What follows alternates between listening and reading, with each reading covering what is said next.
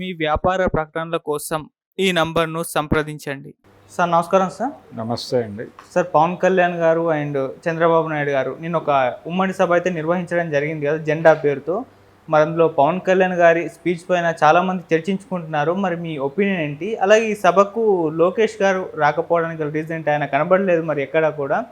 అలాగే సార్ మరి ఇటువైపు చూసుకుంటే హరిరామ జోగయ్య గారు వీళ్ళ పట్ల కాస్త అసంతృప్తి అయితే వ్యక్తం చేస్తున్నారు. అంటే చాలా లెటర్లు రాశాను, వాళ్ళకు అన్ని సూచనలు ఇచ్చాను, వాళ్ళు ఏమీ పట్టించుకోవడం లేదు, సరే పోతే పోని నాకేంట్లే అన్నట్టు ఆయన ఇంకో లెటర్ కూడా రాయడం చూస్తున్నాం. మరి ఈ మొత్తాన్ని ఏ విధంగా చూడొచ్చు అంటారు సార్? మీ ఒపీనియన్ ఏంటి దీనిపైన? అంటే పవన్ కళ్యాణ్ని లోకేష్ ఎందుకు దూరం చేస్తున్నాడు అన్న టోన్లో లోకేష్ ఎందుకు రాలేదు, ఒకవేళ ఏదన్నా కోపంతో రాలేదా, అలిగాడా, ఇలాంటి కొన్ని సందేహాలు వ్యక్తం అవుతున్నాయి. కానీ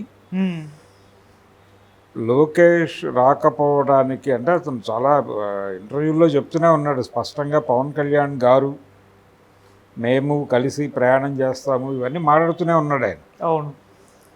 కాకపోతే నిన్న సభకి రాకపోవడానికి ఏదో ప్రత్యేకమైన కారణం ఏదో ఉండుంటుంది, వ్యక్తిగత కారణం ఏదో ఉండుంటుంది. వారి తండ్రి గారు ఉన్నారు కాబట్టి అవాయిడ్ చేసి కూడా ఉండొచ్చు. పైగా తాడేపల్లిగూడెంలో జరిగిన సభ మంగళగిరి ఏరియాలో కాదు కాబట్టి అని కూడా తను తప్పుకుని ఉండొచ్చు. నాయకులు మాట్లాడుతున్నారు. రెండోది జెండా ఎక్స్చేంజ్ ప్రోగ్రాం అని అంటున్నారు కాబట్టి పొత్తుని జనంలోకి తీసుకెళ్ళటం కోసం లక్ష్యంగా పెట్టినటువంటి మీటింగ్ అది.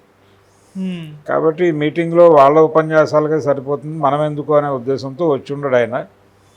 అయితే పవన్ కళ్యాణ్ని బ్యాలెన్స్ చేయడానికి నందమూరి బాలకృష్ణని స్టేజ్ మీద మెరిపించారు, ఇది వాస్తవం.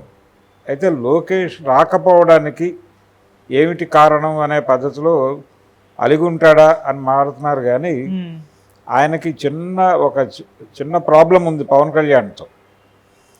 అదేంటంటే నిజానికి లోకేష్ పాలిట విలన్ పవన్ కళ్యాణ్ ఒక రకంగా. ఓకే.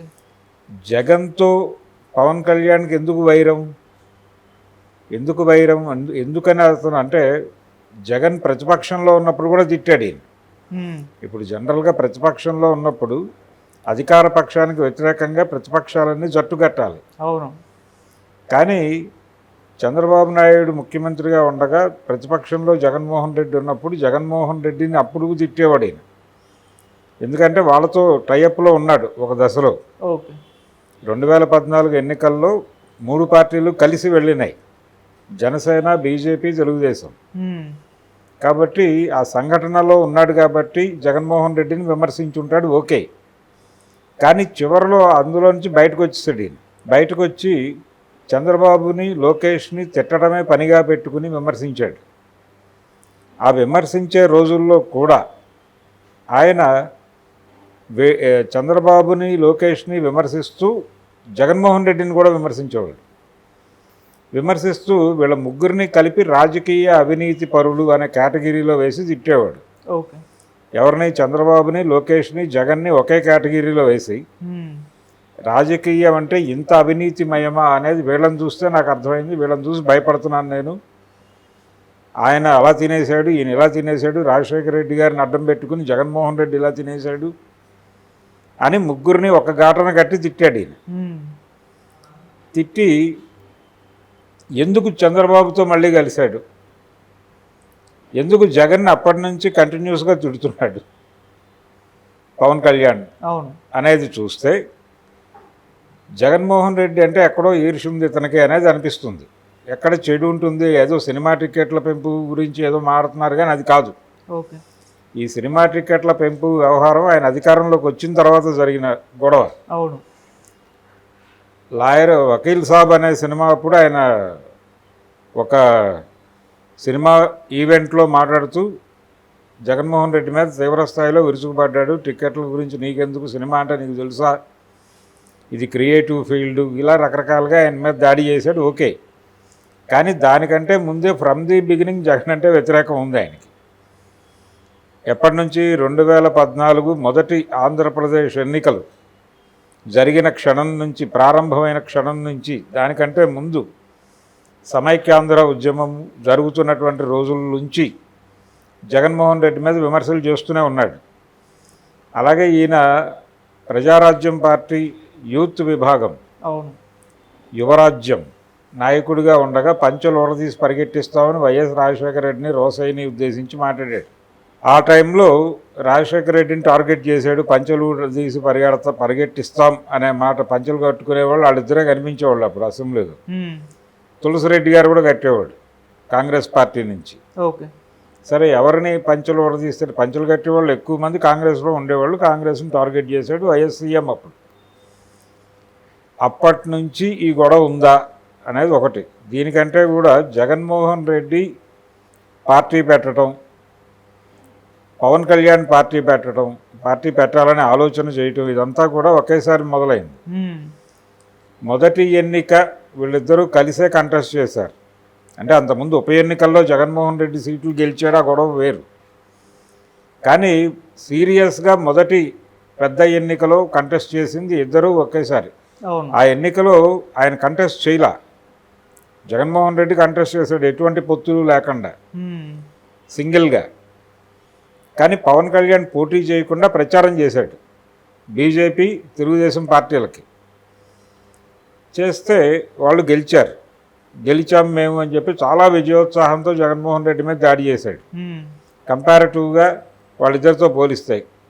ఆ తర్వాత జరిగిన ఎన్నికల్లో తను సీరియస్గా పోటీ చేసిన మొదటి ఎన్నిక అది, ఇద్దరికి రెండో ఎన్నిక అది.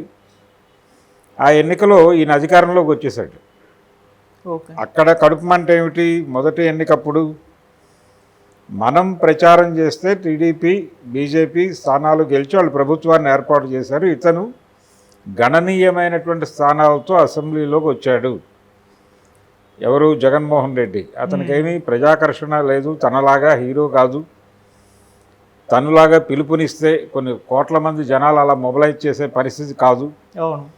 కేవలం తండ్రి సింపతితో, ఓదార్పు యాత్రతో నాయకుడిగా ఎదిగిన వాడికి ఇంత రెస్పాన్స్ ఎలా వచ్చింది అనే దగ్గర ఒక చిన్న అంటే పోటీలో ఉండగా తనని క్రాస్ చేసి ముందుకెళ్ళినట్టుగా ఫీల్ అయి ఉంటాడు. ఫీల్ అయి దాడి మొదలుపెట్టాడు. ఎప్పుడైతే రెండో ఎన్నికలు గెలిచి ముఖ్యమంత్రి అయ్యాడో అది కొంచెం పెరిగింది. పైగా తను పోటీ చేసిన 2 చోట్ల ఓడిపోయి ఒక సీటు మాత్రమే గెలిచింది జనసేన. ఆ గెలిచిన ఒక సీటు కూడా వెళ్ళిపోయి వైఎస్ఆర్సీపీలోనే చేరింది. దీంతో మరింత కడుపు మంట. ఈ కడుపు మంట కొద్దీ జగన్ని గెంటేయాలి ఎట్టి పరిస్థితుల్లోనూ అని చెప్పి తనే లీడ్ తీసుకుని వీళ్ళందరినీ కలిపినట్టుగా తను అభినయిస్తున్నాడు. ఈ ఓవర్ యాక్షన్ చాలామందికి నచ్చటం లేదు. ఇదొక గొడవ. రెండోది, ఆయనకు బీజేపీతో సంబంధాలు ఉన్నాయి, సత్సంబంధాలు ఉన్నాయి. వాళ్ళకి ఏజెంట్గా ఉన్నాడు ఆయన. ఎన్డీఏలో భాగస్వామిగా ఉంటూ వాళ్ళకు చెప్పకుండా వచ్చేసినట్టుగా ఏదో ఆవేశంగా వచ్చినట్టు తెలుగుదేశం పార్టీతో పొత్తు పెట్టుకున్నాడు. తెలంగాణలోనేమో తెలుగుదేశం ప్రస్తావన లేకుండా బీజేపీతో కలిసి పోటీ చేశాడు పొత్తు పెట్టుకుని. ఏపీలోనేమో టీడీపీతో పొత్తు అంతకుముందే అనౌన్స్ చేసి ఉన్నాడు, అయినప్పటికీ వాళ్ళు పట్టించుకోలేదు. ఇవన్నీ చూస్తే బీజేపీ ఇతన్ని వాడుతోంది. అంటే ఇతను బీజేపీకి ఒక రకంగా అమ్ముడు పోయడం. ప్యాకేజ్ అనేది చంద్రబాబు నుంచి ముడుతోంది అంటారు, ప్యాకేజ్ స్టోర్ అని. దీనికంటే కూడా అతనికి బీజేపీ నుంచి మేజర్ ప్యాకేజ్ ఉందేమో అనే డౌట్ వస్తుంది ఈ వ్యవహారం అంతా చూస్తే. అందుకని తెలుగుదేశం పార్టీతో పొత్తు పెట్టుకోవటం అనేది బీజేపీ వ్యూహంలో భాగంగానే పవన్ కళ్యాణ్ చేసుంటాడు అనేది అర్థమవుతుంది ఇదంతా చూస్తే. కాబట్టి తెలుగుదేశం పార్టీతో ఆయన పొత్తు పెట్టుకోవడం వలన నష్టపోయింది ఎవరంటే లోకేష్.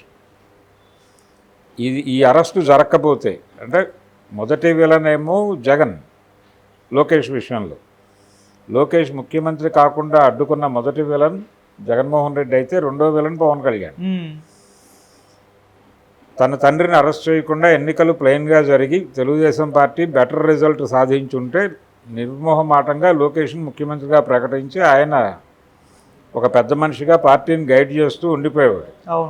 ధృతరాష్ట్రుడిలా ఆయన, దుర్యోధనుడిలా ఆయన అలా కూర్చుని ఈయన పరిపాలన సాగిస్తూ అలా అద్భుతమైనటువంటి ఒక సన్నివేశాన్ని చూసేవాళ్ళం. కానీ ఎప్పుడైతే చంద్రబాబు అరెస్ట్ అయ్యాడో పవన్ కళ్యాణ్ వచ్చి మద్దతు ప్రకటించాడో సీన్ మారింది. అవును. సీన్ మారి పవన్ కళ్యాణ్ అనేవాడు మేజర్ ఫిగర్గా ఆవిర్భవించాడు అక్కడ. చంద్రబాబు తర్వాత అతనే. చంద్రబాబుకి లోకేష్కి మధ్య ఒక కొత్త ఫిగర్ వచ్చి నిలబడింది. దాన్ని దాటి యువతలకి రావడం లోకేష్ వల్ల కాదు, లోకేష్ని లాక్కు రావడం చంద్రబాబు వల్ల కూడా కాదు. అందుకని నేను ముఖ్యమంత్రిని కావాలని అనుకోవడం లేదు ఈ ఏజ్లో అని కనుక చంద్రబాబు అంటే అనివార్యంగా పవన్ కళ్యాణ్ని ముఖ్యమంత్రిని చేయాలి. అది ఇష్టం లేదు వాళ్ళకి. అవును. అది ఇష్టం లేదు కాబట్టి చచ్చినట్టు తనే ముఖ్యమంత్రి అవ్వాలి. ఆ విషయాన్ని లోకేష్ గారు ఒక ఇంటర్వ్యూలో చెప్పాడు. ఒకవేళ మీ కూటమి గెలిస్తే ఎవరు ముఖ్యమంత్రి అవుతారు అంటే ఆయనే ఉన్నారు కదా ఆయన అన్నాడు. చాలా క్యాజువల్గా, చాలా కోపంగా, చిరాగ్గా. కోపము కంటే కూడా చిరాకు కనిపించింది. ఆయన ఉన్నాడు కదా, ఆయన ఉండగా ఇంకెవరు అవుతారు, ఆయనే అవుతాడు అన్నాడు. అంటే తండ్రి పేరు చెప్పడానికి కూడా ఇబ్బంది పడేంత చిరాకు కలిగింది ఆ ప్రశ్న అతనికి కలిగించింది. ఆ చిరాకులో నుంచి మాట్లాడిన మాట అది. ఆ చిరాకు కలగడానికి కారణం పవన్ కళ్యాణ్. ఒకటి Pawan Kalyan, A1 accused number 1 ఏమో జగన్ అరెస్ట్ చేసినందుకు. చంద్రబాబుని అరెస్ట్ చేసి అతను అరెస్ట్ చేయడం వల్ల పవన్ కళ్యాణ్ ఇందులోకి ప్రవేశించాడు త్రూ బీజేపీ వలన ప్రవేశించాడు కాబట్టి అతన్ని పీకలేరు, అతన్ని కదిలించలేరు. బీజేపీతో ఏదో మేరకు లోపాయికారి ఒప్పందం పెట్టుకోవాలని చాలా కాలం నుంచి వెంపర్లాడుతున్నాడు కాబట్టి చంద్రబాబు అతన్ని పీకలేడు. అందుకని ఆయన దృష్టిలో, లోకేష్ దృష్టిలో వీళ్ళిద్దరూ విలన్లు కాబట్టి పవన్ కళ్యాణ్ ఉన్న వేదిక మీద మళ్ళీ మనం ఎందుకులే, ఎట్లాగూ ఆయన పూసుకు తిరుగుతున్నాడు, ఆయన అనే మాట ఆయనే వాడాడు కాబట్టి ఆయనే మాట్లాడుకుంటాడు, మనకెందుకు ఈ గోల అనే ఉద్దేశంతో వచ్చి ఉండకపోవచ్చు. రావాలనే అనిపించినప్పటికీ వద్దులే అని తన్ని తాను సముదాయించుకుని ఆగిపోయి ఉండొచ్చు. ఇది ఆయన రాకపోవడానికి కారణాల్లో ఒకటి, మేజర్ కారణం అని నేను అనుకుంటున్నాను. Thank you so much sir. Thank you.